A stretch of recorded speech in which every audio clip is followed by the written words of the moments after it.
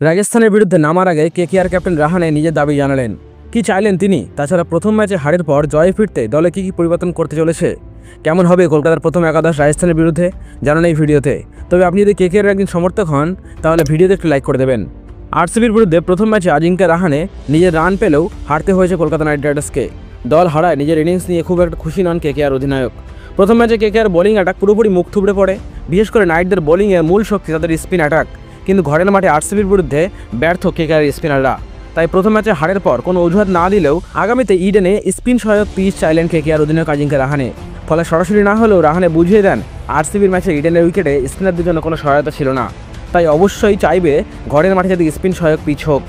তবে রাহানের এহেন মন্তব্য সমর্থন করেননি ইডেনের পিচ কিউরেটার সুজন মুখোপাধ্যায়। তার পিচ 200 রানের বেশি পিচ, সেখানে এত কম রান করে জেতা সম্ভব নয় বলে জানিয়েছেন তিনি। তবে আরসিবি স্পিনাররা কীভাবে সাহায্য পেল সেই প্রশ্ন তুলেছেন তিনি।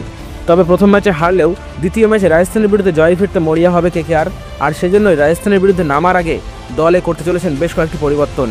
কেকেআরের হয়ে প্রথম ম্যাচে ওপেনিং করেছিলেন ব্যর্থ ডিকক, তাই তাকে আরও একটা ম্যাচ সুযোগ দেবে কিনা, নাকি রহমানুল্লাহ গুরবাজকে নিয়ে ওপেনিং করাবে তা নিয়ে ভাবতে হবে কেকেআরকে। যদিও এর আগেও নারিনের সাথে ওপেনিং করার অভিজ্ঞতা রয়েছে গুরবাজের। তবে বোলিংয়ে স্পেন্সার জনসন একেবারেই কার্যকর হননি, তাই তার জায়গায় KKR South African pace bowler Anrich নোকিয়াকে খেলাতে পারেন এই ম্যাচে।